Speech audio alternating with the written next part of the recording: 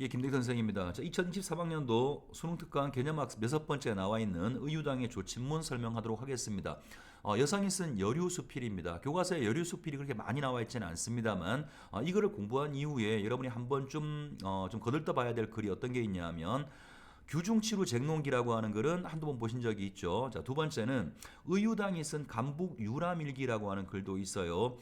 동해안을 여행하면서 특히나 해 뜨는 장면을 묘사한 글 아마 보신 기억이 있죠. 자, 그거와 아울러서 지금 보시는 조친문까지 요 세 가지가 교과서에 가장 흔하게 실려 있는 여류 수필이기 때문에 엮여서 비슷한 작품으로 출제가 된다면 조친문뿐 아니라 선생님이 지금 언급했던 감북 유람 일기하고 규중치루 쟁론기도 함께 공부해 두시는 게 안전한 공부 방법이 아닌가 싶습니다. 자, 우선 제목부터 보시면 조친문이니까요. 침은 바늘을 얘기합니다. 어떤 여성이 20년 이상 사용했던 바늘이 부러진 다음에 그 바늘이 부러진 거에 대해 안타까워하면서 그 바늘을 조문하는 걸 그래서 조친문이라고 되어 있어요. 자, 표면상으로는 그렇습니다만 실제로는 이 글을 바늘 자체가 부러져서 그걸 안타까워하는 글이 아니라 바늘이 부러진 걸 통해서 남편의 죽음에 대한 안타까움을 실제로는 이야기하는 것이다라고 해석하시는 분들도 있습니다. 자, 그런 해석은 왜 그렇게 해석이 나오는지는 지문을 읽어 나가면서 해당되는 부분에서 설명을 드리도록 하겠습니다. 자, 우선 그러면 항상 그런 것처럼 해제를 먼저 보고 지나가도록 하겠습니다. 자, 이 작품은 글쓴이가 오랜 세월 동안 애용하다가 부러진 바늘에 대한 추모와 애도의 뜻을 기록한 글이다. 바늘을 의인하여, 자, 의인법은요 사실은 처음부터 마지막까지 이 글 전체에서 계속 쓰여지는 표현 방식입니다. 의인하여서 더 이상 함께 할 수 없는 데 대한 애틋하고 안타까운 마음을 유려한 문체로 서술하고 있다. 자, 이게 뭐 전부 다네요. 그런데 마지막에 보시면 유려한 문체 이런 말 나오죠. 이거는 보통 여성들이 쓴 글에서 흔하게 쓰는 말인데요. 남성이 쓴 글 보다가는 특히나 감정 표현 같은 데에서 더 직접적이고 더 섬세하고 더 세련된 표현들을 사용하는 부분들이 있습니다. 그거는 뭐 표현상의 특징이니까 알아두시면 좋을 것 같고요. 일단 그러면 읽어 나가면서 설명을 드리죠. 자, 첫 번째 시작할 때 유세차로 시작하죠. 자, 유세차. 요걸 통해서 우리가 뭘 할 수 있냐면 지금 우리가 읽으려고 하는 이 글이 조문의 형식이라고 하는 것을 알 수가 있습니다.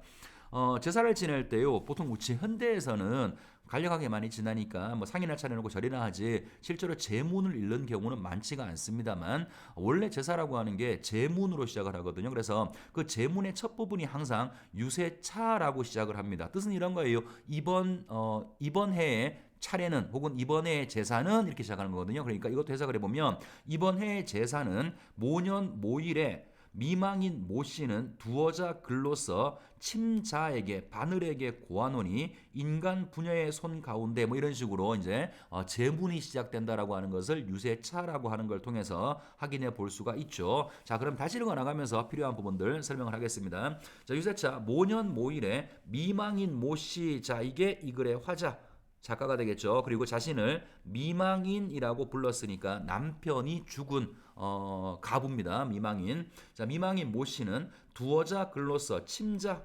바늘을 자자 마치 사람처럼 공자 맹자 이렇게 하는 것 마냥 자자를 붙여가지고 사람처럼 표현했네요. 의인법 쓰인 것은 따로 얘기하지 않겠습니다. 마지막까지 다 의인법입니다. 두어자 글로서 바늘에게 고하노니 인간 부녀의 손 가운데, 자, 인간 여자의 손 가운데 종요로운 곳이 쓸모가 있는 것이 바늘이로되 세상 사람들이 귀하게 아니 여기는 것은 도처에 흔한 바다.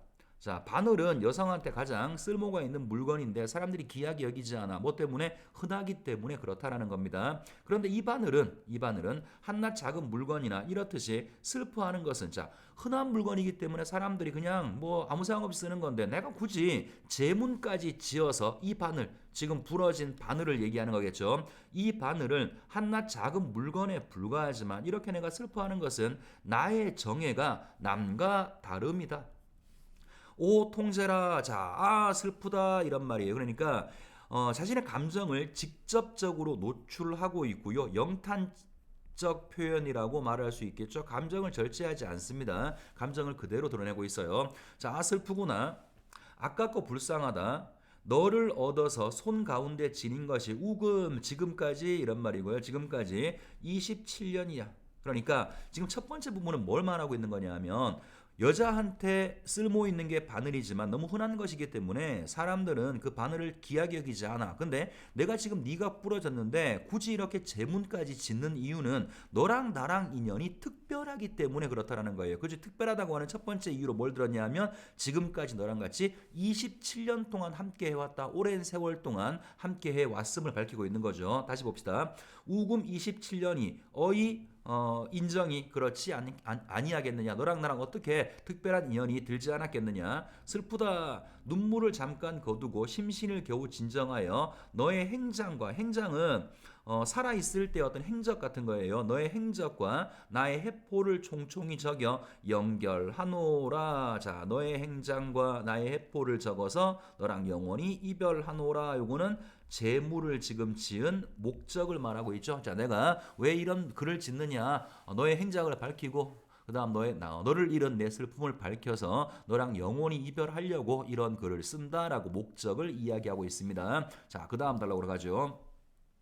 연전에 우리 삼촌께 없어. 자, 지금부터는 뭘 말할 거냐면 바늘을 가지게 된 이유, 또 동시에 바늘과 내가 왜 특별한 인연인지를 얘기할 텐데요. 자, 읽어보겠습니다. 몇 년 전에 우리 시삼촌께서 동지 상사 낙점을 무르와와 쉽게 말해서 사신이 되어서 이런 말이에요. 사신의 임무를 받고 북경을 다녀온 후에 바늘 여러 쌈을 주시거늘 친정과 원근 일가에게 친척들에게 보내고 비복들도 쌈쌈이 낱낱이 나눠주고. 자, 비복들한테 나눠줬어요. 이 얘기는 선생님이 다음 단락에서 한 번 더 하도록 하겠습니다. 자, 비복에서 비는 여자 종을 비라고 하고요, 남자 종을 복이라고 하거든요. 그러니까 이 사람은 적어도 뭐 여러 명의 하인들을 데리고 있는 여성이라는 걸 알 수가 있죠. 남편이 비록 사망하고 없는 미망인이지만 종들을 데리고 살만한 사람이니까 그래도 살림살이가 그렇게 나쁜 사람 같지는 않습니다. 자, 여기 잠깐 기억해 두시고 다음 단락에서 이 얘기를 한 번 더 하죠. 자, 비복들도 쌈쌈이 나누어 주고 그 중에 너를 택하여 손에 익히어서 지금까지 해포되었더니. 자, 지금까지 몇 년? 26년이었나요? 자, 26년 동안 가지고 있었더니 슬프다. 연분이 비상하여 너희를 무수히 잃고. 자, 시삼촌이 나한테 준 바늘 한 쌈 중에서 여러 개를 다 잃어버리고 부러뜨렸을 때 오직 너 하나, 지금 내가 제문으로 연결하는 너 하나를 연구히 보전하였는데 비록 무심한 물건이지만 어찌 사랑스럽고 미혹지 아니하겠는가. 자, 이렇게 오랜 세월 동안 함께 한 건데 왜 네가 나한테 특별한 물건이 아니겠느냐. 바늘과 하자 자신의 특별한 인연을 여기까지 이렇게 강조했다라고 말할 수 있겠네요. 자, 다음으로 갑니다. 아깝고 불쌍하고 또한 섭섭하도다. 또 역시 감정을 직설적으로 노출하고 있고요. 나의 신세가 방명하여. 자, 이제 지금부터 잘 좀 보세요. 좀 이상한 게 하나가 있습니다. 내 신세가 방명에 팔자가 사납다 이런 말이죠. 내 운명이 좋지 않아서 슬아의 자녀도 없고, 자, 자식이 한 명도 없어요. 인명이 흉한하여 일찍 죽지 못하고 가산이 빈궁했어요. 자, 그럼 잠깐 보세요. 팔자도 사납고요, 자녀도 없고요, 그 다음 또 가산이 빈궁하답니다. 매우 가난하다라는 이야기죠. 처음 시작할 때 미망인이라고 했으니까 남편이 없는 것도 우리가 짐작을 해볼 수가 있고요. 자, 그래서 매우 가난해서 침선, 바느질에 마음을 붙여서 너로 하여금 걱정을 잊고 생애에 도움이 적지 아니하더니 오늘 너를 연결하니 너와 이별하게 되니 슬프구나. 이는 귀신이 시기하고 하늘이 미워하심이로다. 자, 그럼 보세요. 이 사람 아까 우리가 비복이 있는 사람이었죠. 다시 말하면 특별하게 가난한 사람처럼 보이지 않아요. 자, 그럼에도 불구하고 그 다음에 뭐라고 말하냐면 자신의 팔자가 사납다라고 말하면서 자식도 없고 나는 바느질에 도움을 받아서 살았다. 자신이 매우 가난한 것처럼 바느질을 해서 살아가야 되는 그런 사람인 것처럼 말하고 있죠. 자, 뭔가 앞단락과 모순된 진술을 하고 있습니다. 그러니까 우리가 이 부분에서 뒤에서 한 번 더 얘기할 거예요. 이 부분에서 살짝 짐작할 수 있는 게 하나가 있어요.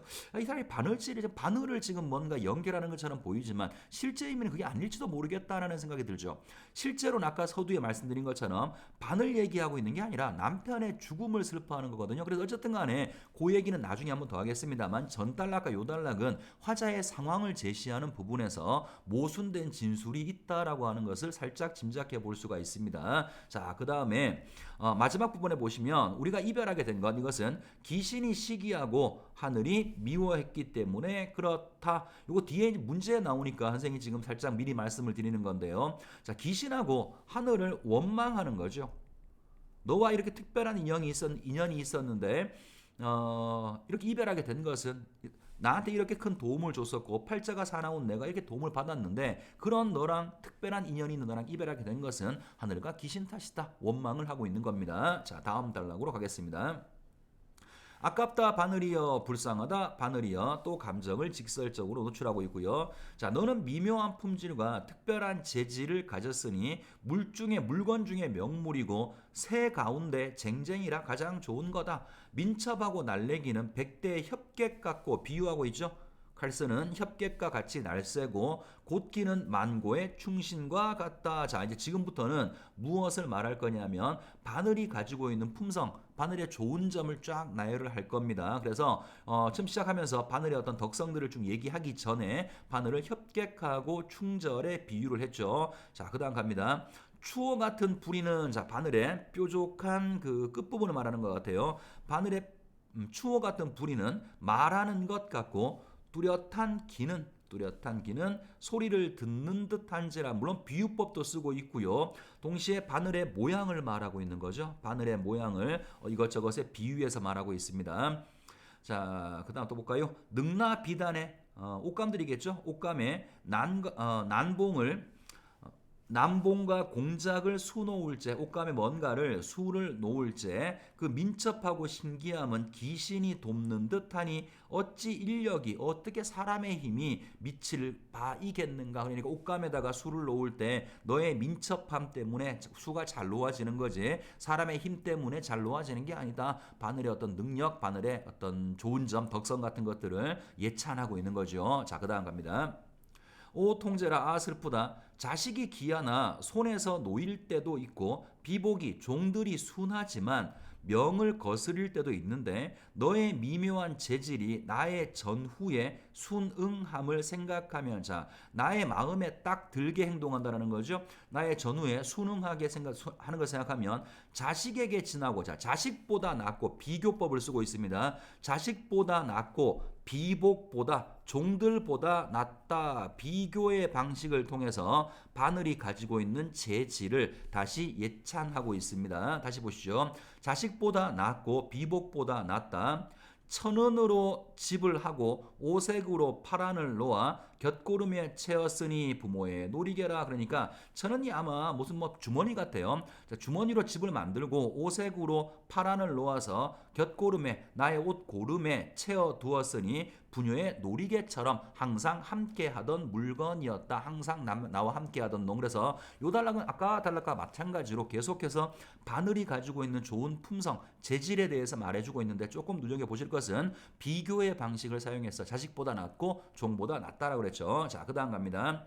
밥 먹을 적에 만져보고 잠잘 적에 만져보아 너와 더불어 벗이 되어서 여름낮에 주렴이며 겨울밤에 등잔을 상대하면서 누비며 호며. 요건 아마 바느질을 하는 여러 가지 방법인 것 같은데요. 누비며 호며, 감치며 박으며 공그릴 때의 바느질하는 여러 가지 방법들이 나와 있어요. 그래서 이런 것들이 남성들은 잘 알지 못하는 거죠. 섬세한 표현이 보인다라고 이야기를 하고 있는 겁니다. 겹실을 메었으니 복미를 두르는 듯 땀땀이 떠갈 적에는 수미가 상응하고자. 처음 수미가 머리와 꼬리죠, 그죠? 그러니까 바느질을 할 때 바느질 끝과 바느질 마지막이 잘 통하고 솔솔이 붙여내어서 조화가 무궁하였다. 이 생에 100년 동거하려고 했더니 이번 삶에서 100년 동안 너랑 함께 살려고 했거니 오 애자라, 아 슬프구나 바늘이여. 또 역시 감정을 직설적으로 노출하고 있고요. 여기까지 주된 내용은, 지금 같은 요 단락에서 주된 내용은 바늘의 재질에 대한 예찬이라고 볼 수 있겠죠. 눈에 띄는 표현 방식은 비유법은 굉장히 많고요. 비유하고 아까 비교법 봤던 것도 기억이 나고. 자, 다음 단락으로 가보겠습니다.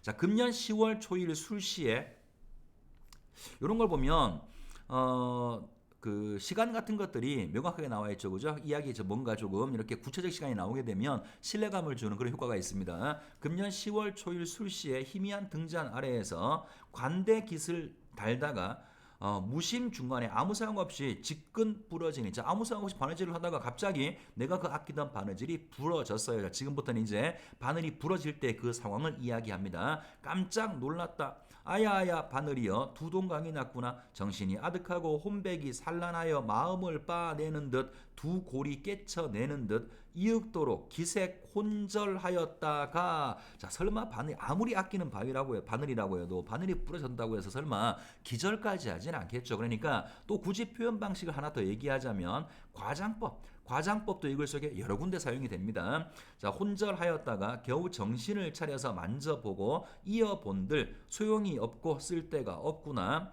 편작의 신술도, 편작이 전설 속의 의사죠. 자, 의사의 신비한 술법으로도 장생불사하지 못하였구나. 죽고 말았구나. 동네 장인에게 떼어 보려고 한들 어찌 능히 뗄 수 있을 것인가.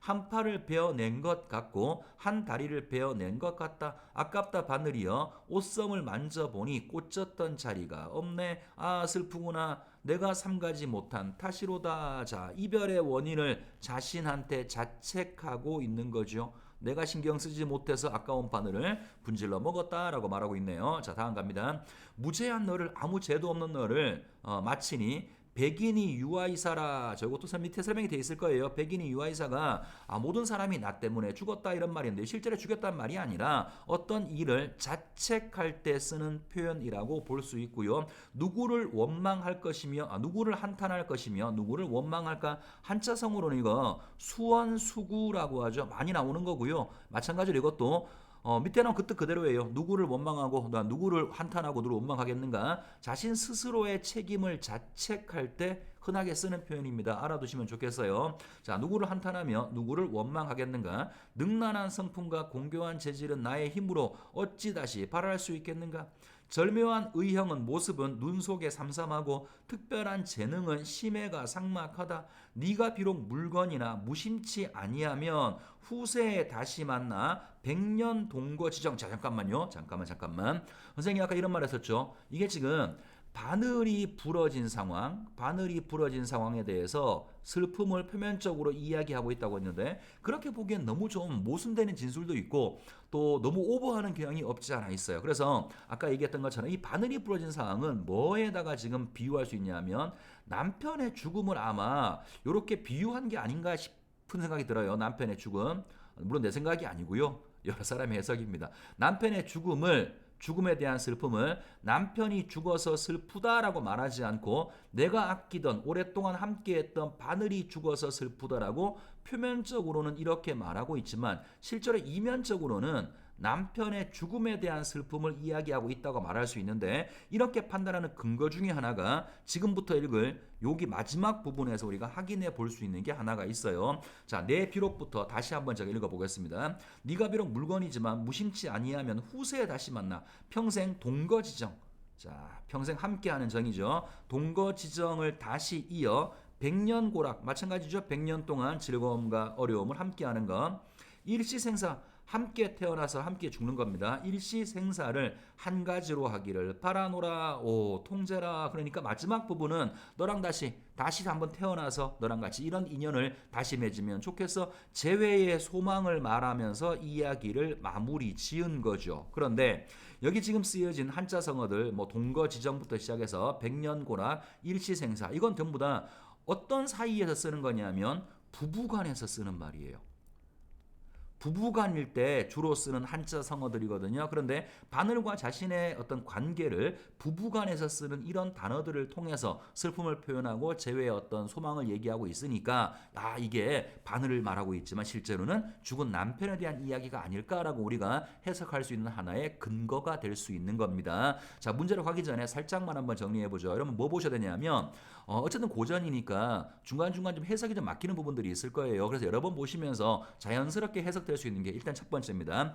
두 번째는 이 글 속에 사용된 여러 가지 표현 방식들 한번 정리해 두는 거 필요할 것 같고요. 세 번째는 단락별로 나누어서 처음부터 마지막까지 바늘에 부러진 거 슬퍼하는 거야 이렇게 보지 말고 단락별로 요 단락은 뭐에 관한 이야기, 이거는 뭐에 관한 이야기, 이건 뭐에 관한 이야기, 그런 식으로 단락별로 나누어서 공부해 두는 게 필요할 것 같아요. 자, 그다음 마지막으로 서두에 언급했었던 규중치루 쟁론기라든가 아니면 의유당의 간북 유람 일기 같은 것도 기회가 되신다면 찾아서 함께 공부해 두시는 게 좋지 않을까 싶습니다. 자, 그럼 문제는 간단하게 몇 가지만 풀어보도록 하겠습니다. 자, 우선 첫 번째 문제 보시죠. 보기는 윗글의 형식과 관련된 설명이다. A에 들어가기에 적절한 단락을 찾아 쓰라고 했는데요. 이건 굳이 뭐 찾아 쓰는 것보다가는 이 문제가 왜 나왔는지 말씀드리죠. 아까 선생님께 말씀드렸죠. 처음부터 마지막까지 바늘이 부러졌어. 그게 아니라 단락별로 무슨 얘기를 하고 있는지를 정리하라 그랬죠. 그걸 이런 식으로 주관식으로 문제를 낸 거예요. 객관식으로 문제를 낸 다음에 이렇게 내겠죠. 가나 다라 말을 해놓고 가부터 말을 정리한 것이다. 올바르게 정리한 것은 혹은 그렇지 않은 것을 고르게 만들 거예요. 한번 보기는 읽어봅시다. 자, 조문은 본래 죽은 사람의 생전의 공덕을 기리고 사후에 저승에서 명복을 누리기를 기원하는 마음을 담은 글이다. 조친문은 이러한 조문의 형식을 빌려와서 두 동강으로 부러진 바늘을 애도하는 글로서 이 중에서 바늘의 공덕, 바늘의 덕은 몇 번째 단락에서 집약적으로 나타나 있다. 찾아보시면 아마 세 번째 단락에서 바늘의 훌륭한 점들이 쭉 나열되어 있을 겁니다. 찾아보시기 바라고요. 자, 넘어갑니다. 2번 할게요. 자, 보기는 윗글의 성격에 대한 설명이다. 윗글의 성격에 대한 설명이다. A와 B, 오타가 났네요. A와 B겠죠. 자, A와 B에 들어갈 적절한 말을 찾아 쓰시오. 자, 읽어보겠습니다. 교술문학. 교술문학에서는 실제적 시 공간적 배경을 바탕으로 글쓴이가 직접 겪은 사건을 소재로 삼는 경우가 많다.